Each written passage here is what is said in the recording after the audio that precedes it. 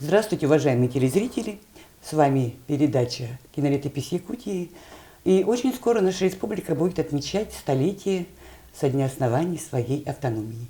И наш гость сегодня Климент Егорович Иванов, известный политический и общественный деятель, народный депутат созывов всевозможных уровней и вообще очень хороший человек. Здравствуйте, Климент Егорович. Здравствуйте. Климент Егорович, мы, наверное, сейчас начнем с небольшого сюрприза для вас. Мы нашли в наших фондах материалы 80-х годов.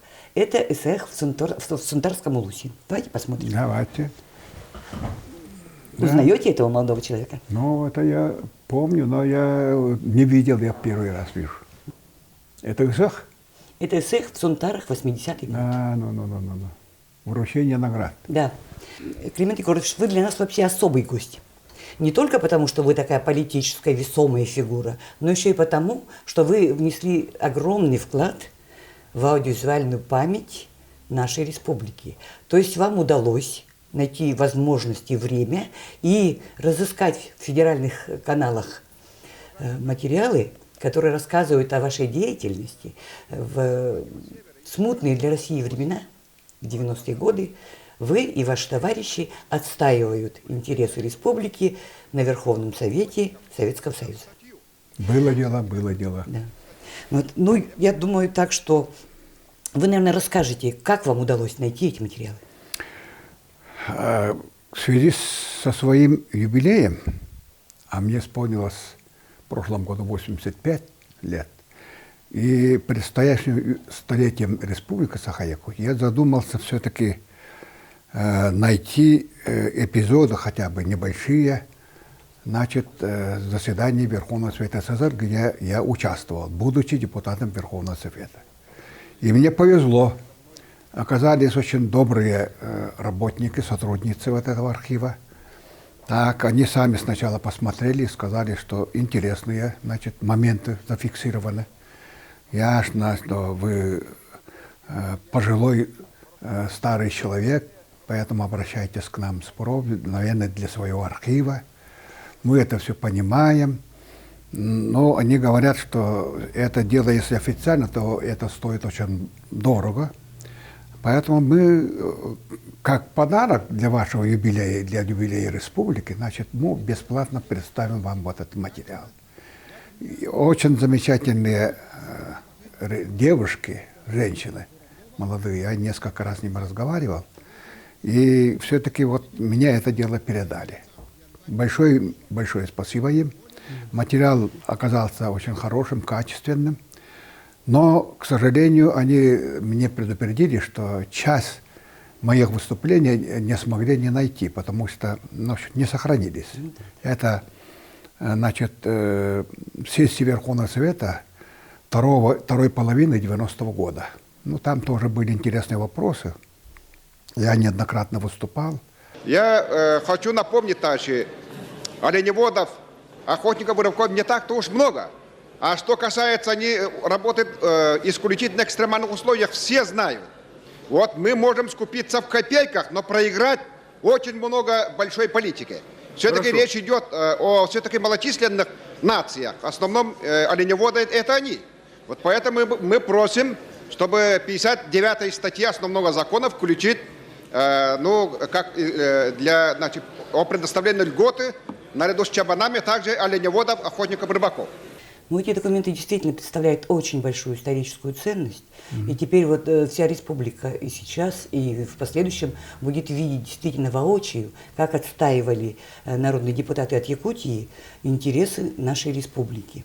Но когда я просматривала эти документы, я отметила, что, в общем-то, вы были, наверное, одним из самых неудобных депутатов, и что были постоянным раздражителем для руководства Верховного Совета.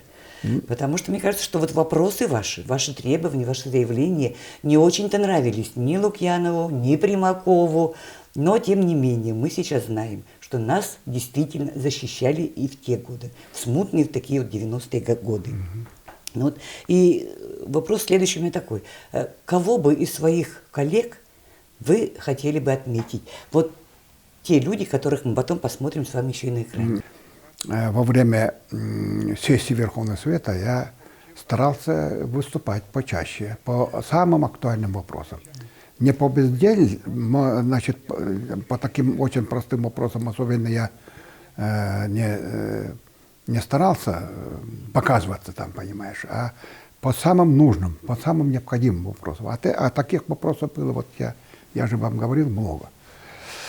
Я 12 раз выступил на сессиях Верховного Совета за год с лишним времени.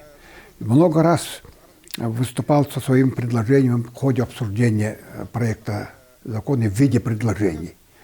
Поэтому вот часть из них попала вот в эти кадры, это хорошо. Но дело в том, что всего у нас Верховный Совет делился на две части. Совет Союза, там из нашей республики было нас двое. Значит, я по 402 округу и по 404 мой коллега из Нерингри, Митин, врач. Он был депутат, мы двое были, вдвоем избирались по Совету Союза. А по Совету национальности избирались 14 депутатов, территориальные тоже. Ну и общественные организации некоторые выдвигались.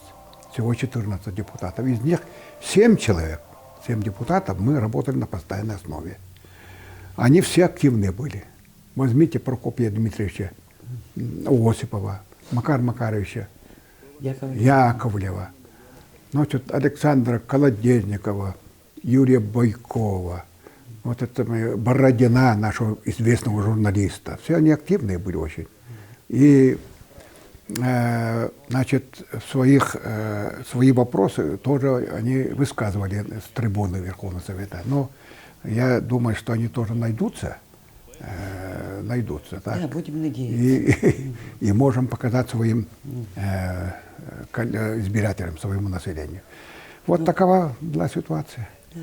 Ну вот я обратила внимание на то, что вот там зафиксированы как раз ваши выступления, связанные с льготами для работников Крайнего Севера. Да. По союзному договору вы очень там выступали, так рьяно, скажем, да? Потом, значит, по загрязнению Вилюйских районов, да, вот этими радиоактивными всевозможными отходами. Поэтому это, конечно, был достаточно смелый шаг, да, для маленькой республики. Учитывая то, что в зале сидели представители всего огромного Советского Союза, и что вот такая вот была команда, сплоченная от маленькой республики, ну вот маленькой в смысле населения, это, конечно, впечатляет. И вот я думаю, что все-таки то, что вот это вот сейчас осталось в памяти, это очень и очень значимо. Но вот скоро мы будем отмечать столетие нашей республики. Вот как вы думаете, с какими результатами республика вот за последние даже 20 лет подошла к этому празднику? Что получилось, что не удалось? У меня опыт работы был. До этого я работал на партийной работе, ответственных партийных работ, председателем исполкома долго работал, министром сельского хозяйства, так, генеральным директором агрокомбината «Север». То есть я был более-менее таким закаленным в этом отношении. Закаленным. И поэтому-то и не так плохо разбирался в экономике, в народном хозяйстве. Поэтому мне приходилось разбираться хорошо, значит, представленных проектах законов. Я хорошо вникал в их содержание, находил какие-то недостатки в этих проектах, так, и сумел все это высказывать открыто, прямо перед депутатами. И поэтому, наверное, руководству-то особенно это не понравилось. Действительно, вы правы. Были такие моменты, да, были. Ну вот скажите, Климент Егорович, все-таки, да, прошло 30 лет. Мы живем сейчас в других реалиях. Да. И вот все-таки вот Якутия в составе Российской Федерации, вот какое она сейчас место занимает? Вот вернемся к моему вопросу, да? Да. Чем нам есть гордиться? Да, значит, хороший вопрос. Знаете, раньше Советский Союз, роль его в нашем общем развитии отрицать никак нельзя. Он для Якутии сделал, этот союз и коммунистическая партия, очень многое. какие мы были 100 лет тому назад, наверное, старики представляют, знают. Ну, какая, значит, была наша жизнь, наш Советский Союз, значит, к 90-му году люди старшего поколения тоже представляют. Есть рост, развитие хорошее. Они историческую миссию свою Советский Союз и Коммунистическая партия не выполнили. Вот так. У вас же не только выступления были, у вас же были и практические дела. Вот, кстати, о Михаиле Ефимовиче Николаеве. Есть такой фильм «Я благодарен своему народу». И вот там он в том числе рассказывает о том, как вы с ним в Москве, без Чегги, вот были съемки, он рассказывал о том, как вы с ним прорвались к Ельцину, Борису Николаевичу, по серьезнейшему, тогда трагическому практически вопросу о Северном завозе. Поэтому мы просим, уважаемые народные депутаты, поддержать кандидатуру Аргуновой Гульнары Семеновны. Вопросы будут у народных депутатов? Нет вопросов? Нет. Есть что сказать вам, Гульнара Семеновна? Уважаемый президент, уважаемые народные депутаты, члены правительства, выставляя свою кандидатуру, я просто основываюсь на том, что имея немалый опыт и Михаил Ефимович Николаев, он такой, я его считаю как реформатором новой Якутии. Даже, можно сказать, Второй республики. Почему? Потому что в 90-м году, 27 сентября, была принята Декларация о государственном суверенитете. Там было заложено от начала до конца все основные направления перестройки нашего общества, нашей республики Якутия в составе Российской Федерации. И в этом документе заложено, что Якутия должна стать одним из передовых регионов Российской Федерации. Он должен стать форпостом Великой России на Дальнем Востоке. Вот такую задачу поставил перед собой Николаев, и этого он добился. Ну, мне хочется поблагодарить вас, просто вот сердечно поблагодарить за то, что вы такой вот личный вклад внесли в сегодняшний день. Так что большое вам спасибо. Да. Наша передача подошла к концу. Мы еще раз благодарим нашего гостя Климента Егоровича Иванова и напоминаем о том, что следующая наша программа будет тоже связана со столетием республики. И говорить мы будем с известным человеком в нашей республике, с Егором Михайловичем Ларионовым. Всего доброго.